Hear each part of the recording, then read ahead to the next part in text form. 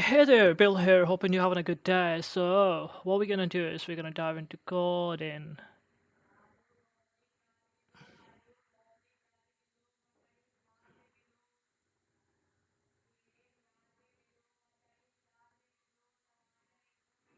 Okay, let's just go ahead.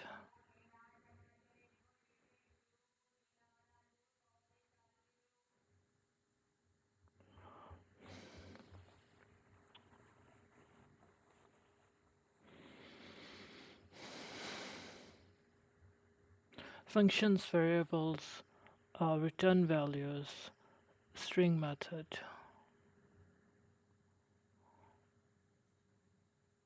Conditioners, we already covered that, although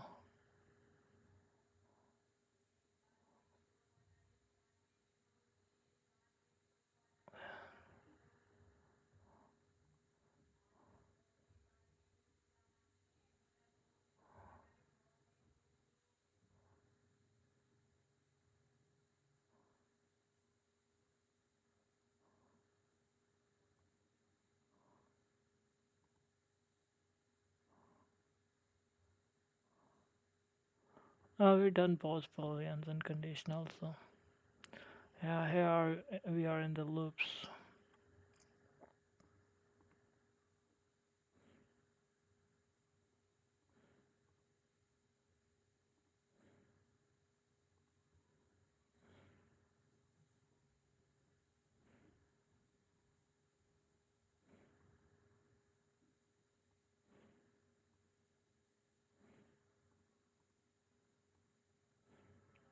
I'll try to code in.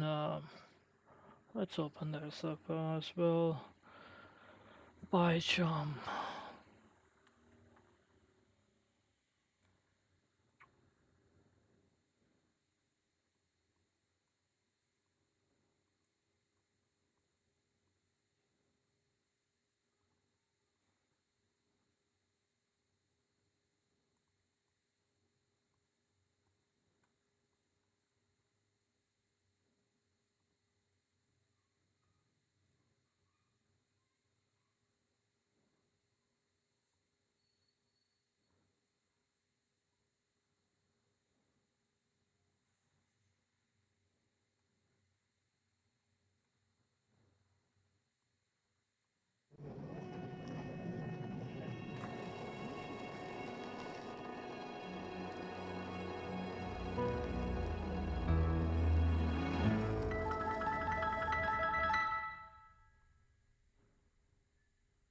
All right, this is CS50's Introduction to Programming with Python. My name is David Malin, and this week we focus on loops, this ability in Python and a lot of other programming languages to do something again and again, a cycle of sorts. And let's see if we can't begin by motivating exactly why we have this ability to do things cyclically using these loops. I'm going to go ahead here and open up VS Code, and in my terminal window, let's go ahead and create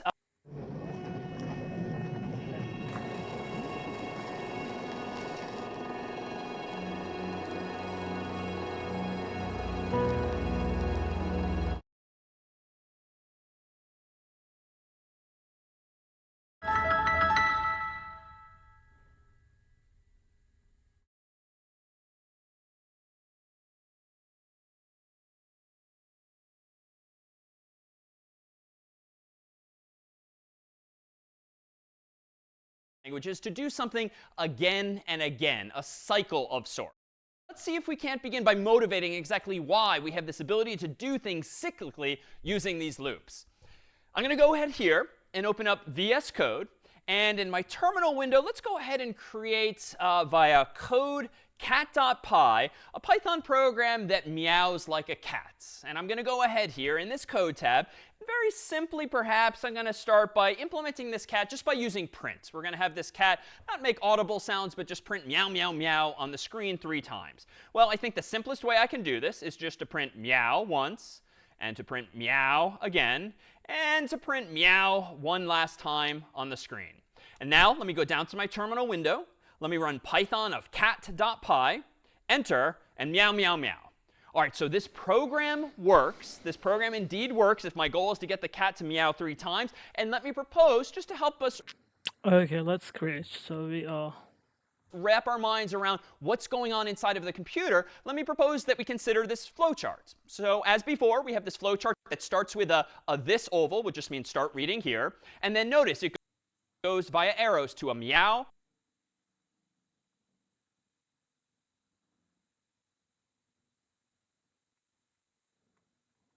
meow, meow, and then it stops. It's perfectly correct, and honestly, it's wonderfully simple, but I dare say we can find fault with my code nonetheless. Why is my code arguably poorly designed? Now, the answer is going to be loops in some way, but let's see if we can identify in what way the code is actually poorly designed in some sense. Let's see. Any thoughts, Alex? Okay, so I mean, repeating the same action like 3 times or even more is not a Yeah. good habit. Yeah, I'm just repeating myself. And honestly, it's not that big a deal. If we go back to my code here, am I really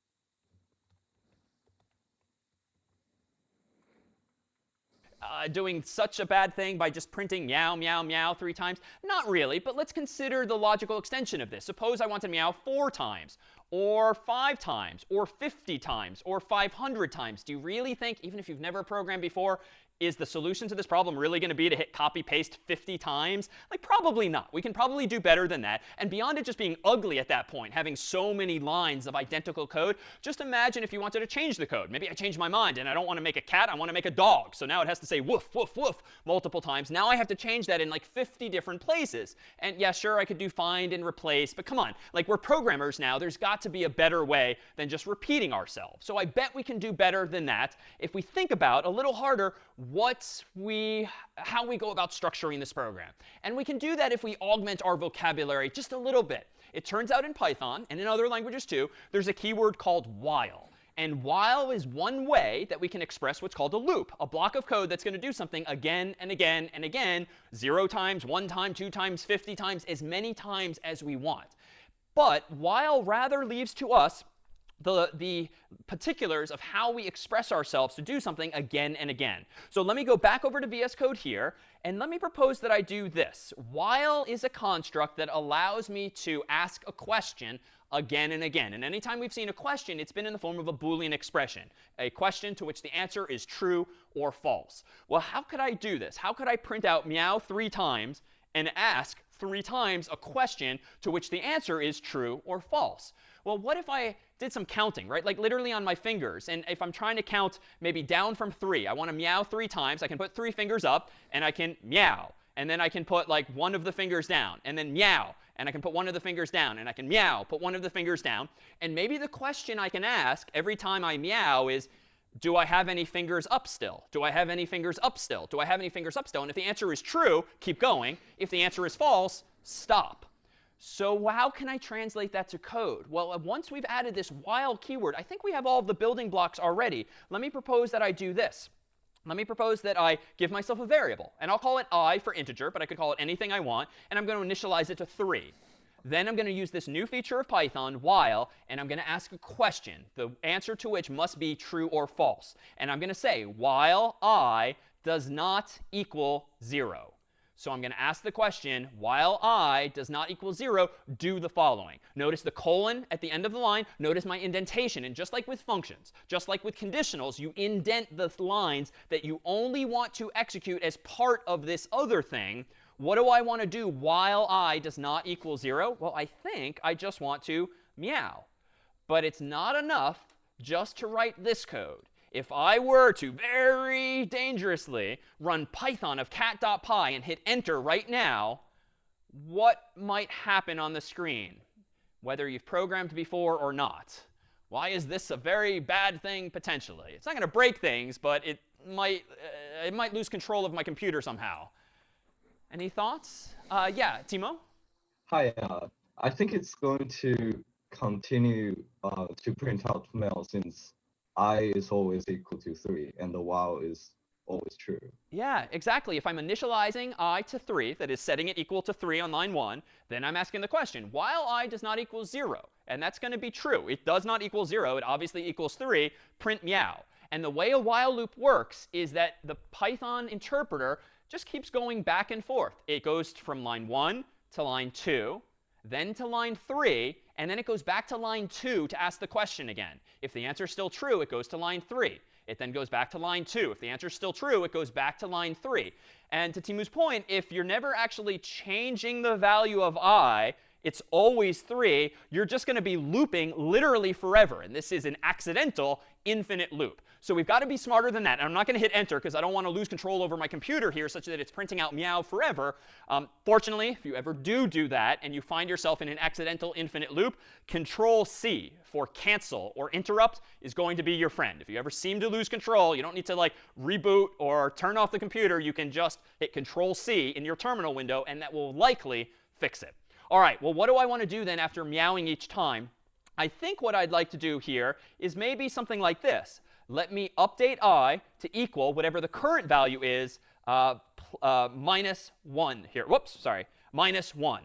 So if I, on each iteration, am updating I to be 1 less, 1 less, 1 less, it should eventually hit 0, at which point the answer to 9.2's question will now be false. So let's see if this works. I'm going to go down to my terminal window and run python of cat.py, and I indeed get 3 meows. Why? Because I've kind of wired this up, kind of like a machine in software, if you will. I've set I equal to 3, then I keep asking this question. But I keep turning the gears. I keep changing the value of the variable to make sure that ultimately it is actually being decremented, that is, decreased by 1 until we eventually hit 0. Now, for those of you who think a little more graphically, let me pull up one of our usual flowcharts. This is just a representation graphically of the exact same thing. Notice what's happening. I first start the program, and then the value is minus 1 here. Whoops, sorry. Minus 1. So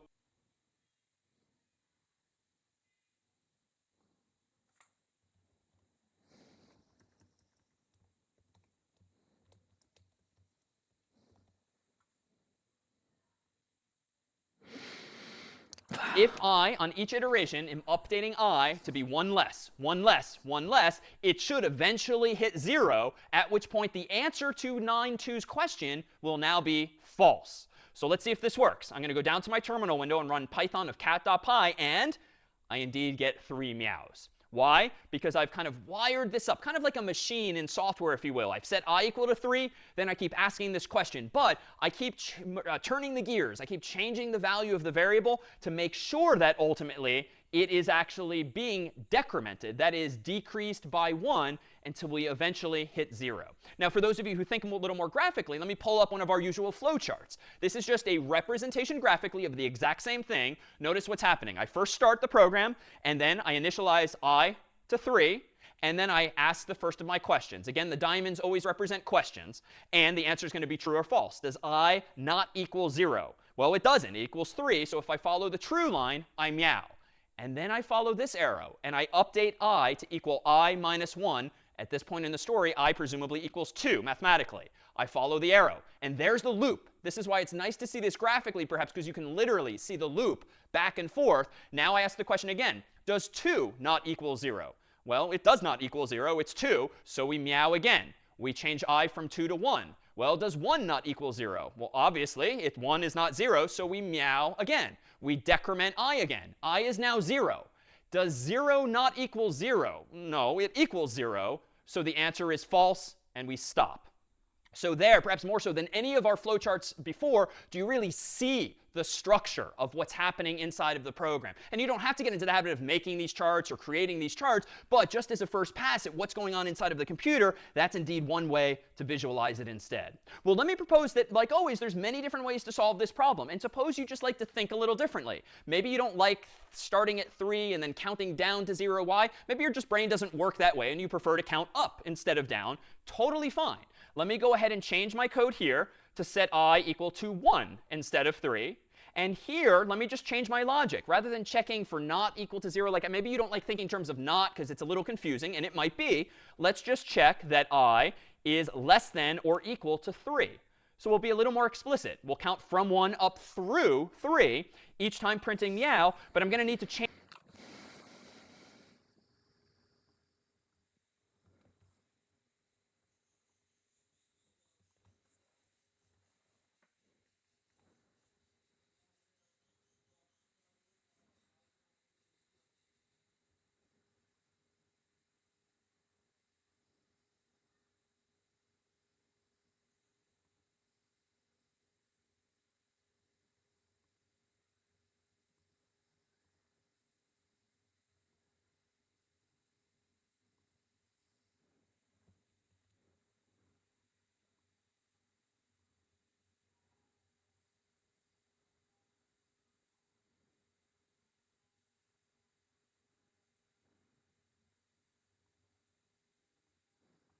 change this line here.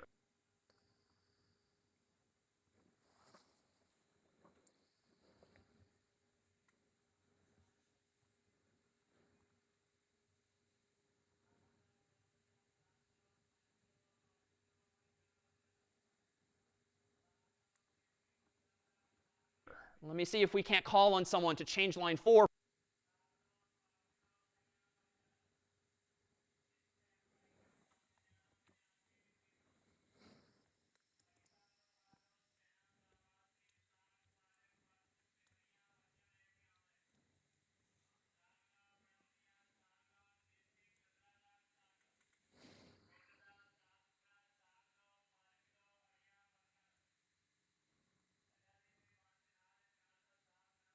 for me. How do I want to change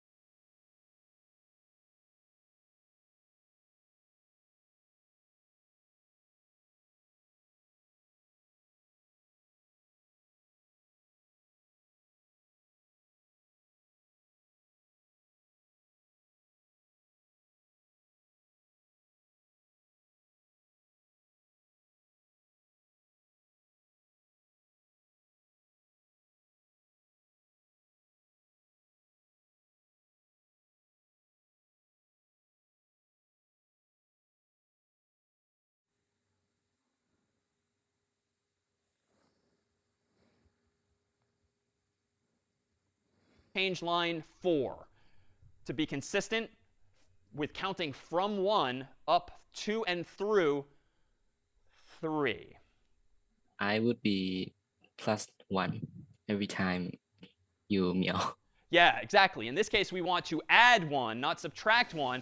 And in fact, if you think about this, this too could end very poorly, right? If you start counting at 1 and you keep subtracting 1, subtracting 1, subtracting 1, I think we're going to find ourselves with the same problem, which is that we're never going to stop because we're going to keep getting more and more negative as opposed to ever getting up to the number 3. So I think you're right. I need to change this to be I equals I plus 1. And now notice, just for clarity too, the equal sign is, again, our assignment operator from right to left. Logically, this might otherwise strike you as strange. Like, how can I equal itself plus 1? Well, it doesn't until you execute this code from right to left. You add 1 to I, or you subtract 1 from I, and then you update the value of I on the left. The assignment copies the value from the right to the left. Well, how else might I do this? Well, I will say that most programmers, computer scientists more generally, tend to start counting from 0. It's a convention, and it actually has upsides even in Python and other languages where, generally speaking, it's a good thing to start counting from 0 instead of counting like we might in the real world from 1. Let's go ahead and adopt that convention now. Let me set I equal to 0, and I need to make a change now. Notice, if I don't change my logic, this program just became buggy. The cat has a bug. It's now meowing 4 times if I run it as is. But the easiest fix here would be to change my inequality to be this, less than, instead of less than or equal to. Now, I'm starting at 0, but I'm going up 2, but not through 3. And even though this might Of all the things we've seen thus far, see maybe the least familiar. Most of us might start at 1, 2, then 3. It's a good habit to get into now. Start at 0 and go up 2, but not through the value that you care about ultimately, 3 in this case here. Well, let me tighten things up a bit here. Not only will this now fix my counting problem, it now meows 3 times as expected, there's a more succinct way to express I equals I plus 1. And this is because it's such a popular thing to do in code. You can instead just say I plus equals 1. And that's it. You don't need to put everything on the right-hand side. This is a special syntax that says the exact same thing, increment I, but it does it with a few fewer keystrokes. It's just a little more pleasant to type. It's a little faster to read. It's just a convention. Those of you who have programmed in C, C++, Python, not Python, C, C++, Java, JavaScript might have seen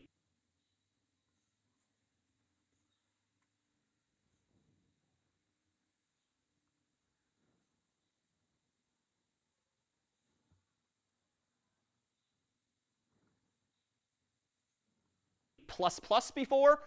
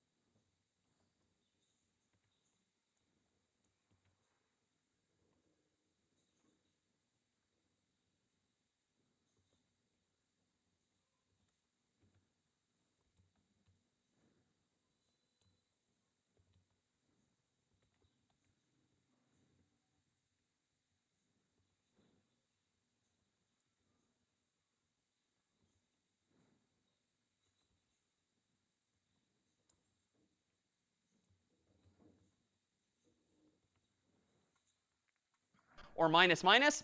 Sorry, Python doesn't have it. So you cannot use that. This is as succinct as your line of code might get. All right. Let me pause here to see then if there's any questions about these implementations of while loops.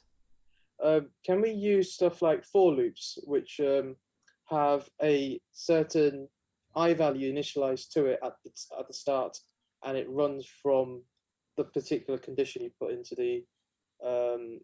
the thing and increment it as you go along? Short answer, no. You cannot do what you're describing, but there is another type of for loop that we will soon see. But let's come to that in just a moment. Other questions on loops using while here? So I had a question about the flowcharts. OK. There were certain symbols for the certain kind of the statements. Sir, are they certainly used for that kind of statement that they are put there? They are. So I deliberately use certain types of symbols, certain shapes here, whereby an oval is conventional for start and stop. I used rectangles for any statement of code, like an assignment or a printing and so forth. And I used diamonds to represent questions that you might ask, conditions, as we've seen. If you're doing this for yourself, if you're just trying to make sense of your code and writing it down, you certainly don't need to use these formal symbols. But I tried to be consistent with some best practices. And in fact, let me come back to the same picture, because this was the first version of our picture, but we've since modified our code a couple of times. This, recall, was the version where the question we were asking was I not equal to 0. Let me go ahead and just change this code now to represent the next version we did, which, recall, changed our logic to start counting from 1. It changed our question to check is I less than or equal to 3. But then everything else was the same except for the counting, which is now plus instead of minus. And then we refined it a little bit further by counting now from 0 up to, but not through 3. And we tightened up this code here by just incrementing 1 by using the slightly more succinct syntax. So at this point, these flowcharts might become less and less useful for us, because once you've wrapped your mind around the concept, and hopefully the picture helps bring that concept to life, it's certainly fine to focus entirely on the code and only think about or even draw something like this if you need to wrap your mind around something more complicated than you're used to. Well, let me go ahead, if I may, and propose that we transition to another approach of types of loops using another keyword here, namely a for loop. And this is a word that does exist in other languages, but doesn't necessarily have as many features as other languages might use it for. But there is a different type of loop, not a while loop, but a for loop. And a for loop is going to allow us to express ourselves a little differently. But to do so, I'd propose that the easiest way is if we introduce one other idea in Python, which is that of a list. And here, too, no pun intended, we're adding to the list of data types that Python supports. We've seen strs or strings, ints or integers, floats or floating point values, bools or Boolean expressions. Python also has lists, which is another type of data. But wonderfully, this one's probably pretty familiar. A list of things in the real world is a list of things in Python. It's a way of containing multiple values all in the same place, all in the same variable. So what do I mean by this? Well, let me propose that we go back to our VS Code here, and let me kind of start fresh with my code here and not use a while loop at all, but let me use this new keyword for. The way the for loop works is that it allows you to iterate over a list of items. So what does this look like? It might look like this. For I in the following list of items, 0, 1, 2. This is my starting point, and on each iteration of this loop, that is, on each execution of this loop, again and again, I want to print out meow. Now, I'll admit, I kind of like the look of this code already, even though there's some new syntax here, because it's just shorter than the while loop, right? The while loop had multiple lines a moment ago, and it was entirely up to me to decide what I is. I have to check a condition. I have to increment or decrement I. Like, I was doing a lot of work, relatively speaking, to make that thing turn, to make that loop go and go. It was very mechanical in a sense. You can kind of, in your mind's eye, maybe see the gears turning as all of these variables are changing and these questions are being asked. A for loop kind of simplifies all of that. And it just says if you want a variable, like I, a number, and you know in advance how many times you want this loop to execute, 3 times, we'll just kind of specify what it is you want I to take on as values explicitly. In this loop, I will be automatically initialized by Python to be 0. Then meow will be printed. Then Python will automatically update I to equal 1. Then meow will be printed. Then Python will automatically update I to be 2, and meow will be printed. And because that's it for the values in that list, Python will stop, and it will only meow a total of 3 times. What is the list? The list in this program is exactly that, 0, 1, 2, and notice the square brackets. Those aren't parentheses. Those are square brackets that represent a list. That's how you know visually as the programmer. That's how Python knows as the language that you intend for that to be a list. So let me go ahead and run this, Python of cat.py, and it works just the same. But it's only 2 lines. It's pretty readable once you have familiarity with that construct. But to my constant point about correctness not necessarily being the same as design, in what sense is this program perhaps poorly designed? It seems to work. It meows 3 times. But why might this not be the best way to solve this problem? Even if you've never programmed before, again, think about corner cases, things that may or may not happen. Think about extreme cases that really test the quality of this code. Okay, I think that because like we are saying 0, 1, 2 till 3 times, and then like if you want to print a million, you say 1, 2, 3. Yeah, exactly. And that's what I mean about thinking about the extreme cases. If you're trying to decide for yourself if your own code is good or someone else's code is good, it might look so at first glance, but think about the extreme. Well, what if it's not 3 things? It's a million things. I mean, are you really going to write out 0 through a million or 0 through 999,999? Like, no, you're not going to write that many numbers on the screen. There's got to be a better way. So let's do the better way from the get-go rather than set the stage for doing something poorly. And the one way we can solve this problem to improve the design is don't just manually specify the list of values. Use a function. Someone else's function that comes with Python that gives you the list you want. And the easiest way to do that in Python is to use a function called range that returns to you a range of values. It expects as input at least 1 argument, and that number is going to be the number of values you want back. Those values are going to start at 0 and go to 1 to 2 and so forth, but they will go up to but not through the number you specify. So by specifying range 3, you're essentially being handed back 1, 2, 3 values. And by default, those values are 0, 1, and 2, and that's it. But what's brilliant about this is that now, to Hope's point, if I do want to meow 1,000,000 times, I mean, that is an angry cat, I can now do 1,000,000 by just typing 1,000,000. I don't have to literally type 0, 1, 2, 3, 4, all the way up to 999,999. I just do this. So that's got to be a better way long term. So that's indeed one improvement we can indeed make here, still using a for loop, but now using this range function. And just to show you something else that's Pythonic, this is not strictly necessary, but it's commonly done. There's a minor improvement we can make here, even if we're just meowing 3 times. And notice that even though I'm defining a variable I, I'm not ever using it. And it's kind of necessary logically, because Python, presumably, has to use something for counting, right? It has to know what it's iterating over. But there's this convention in Python where if you need a variable just because the programming feature requires it to do some kind of counting or automatic updating, but you, the human, don't care about its value, a Pythonic improvement here would be to name that variable a single underscore, just because. It's not required. It doesn't change the correctness of the program, but it signals to yourself later, it signals to colleagues or teachers that are looking at your code too, that yes, it's a variable, but you don't care about its name because you're not using it later. It's just necessary in order to use this feature, this loop in this case here. So just a minor improvement or change there. But to really get you intrigued by what's possible in Python, let's take this one step further. So if we really want to be Pythonic, this one, if you've programmed before, is kind of going to blow your mind, so to speak, whereby if I want the cat to meow 3 times, what if I actually do this? Print, open parenthesis, quote unquote, meow times 3.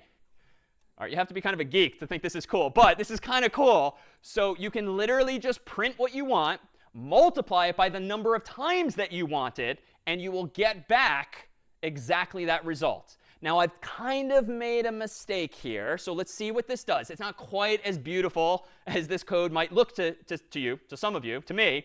Let me run Python of cat.py, enter. OK, it's a really like hungry cat or something. It's meowing really fast. But I can fix this, I bet.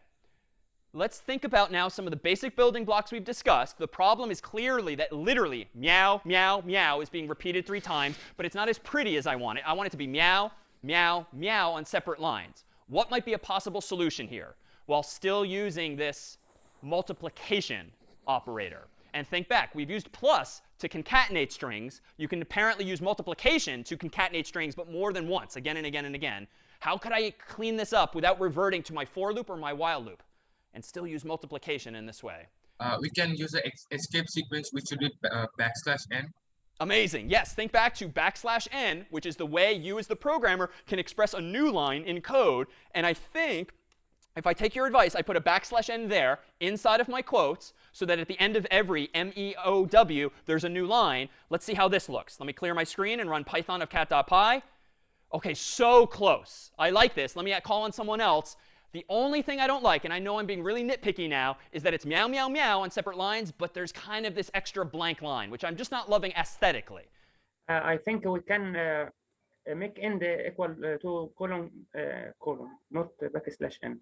Yeah, so here too, like all of these things we've seen in past weeks are kind of coming together, right? Recall that the print function lets you control what the line ending is. By default, it's \n itself, which is why at the very end of this print, the cursor is being moved again to the next line. Well, we need to just override that. So let me go into my code here, and let me change this to comma end equals quote unquote so that it's no longer the default \n. It's instead now going to be nothing whatsoever. That should eliminate, then, hopefully, that additional blank line. So let me run this one last time here, Python of cat.py, enter, and there we have it. So now, at least as programming goes, it's kind of cool that I can distill this into a short line and express myself all at once. Now, to be fair, it's a little less readable. Like now I've got \n, I've got ×3, I've got end equals quote unquote. So you don't have to do things this way. My previous approach with a for loop, totally fine. My previous approach with a while loop, totally fine, and in some sense, perfectly well designed.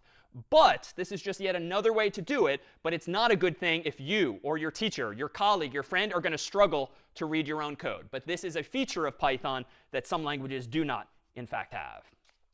All right, well, let me propose that things get more interesting still if we're not just meowing 3 times only, but we're meowing some variable number of times. Let's ask the user how many times this cat should meow. So let me clear the screen here, and let me figure Okay, guys. So today we're gonna call it a day. We'll just save it.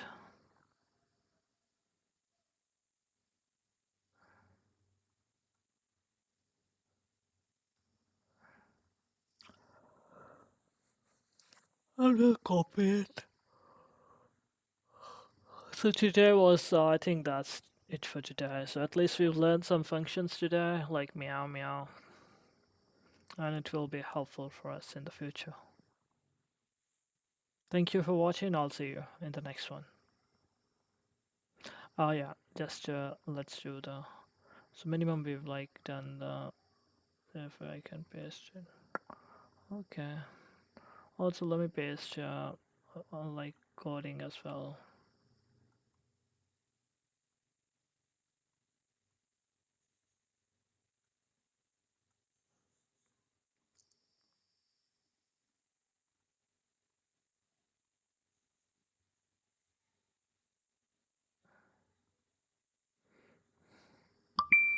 Now I'll upload the video and then call it a day. So thank you.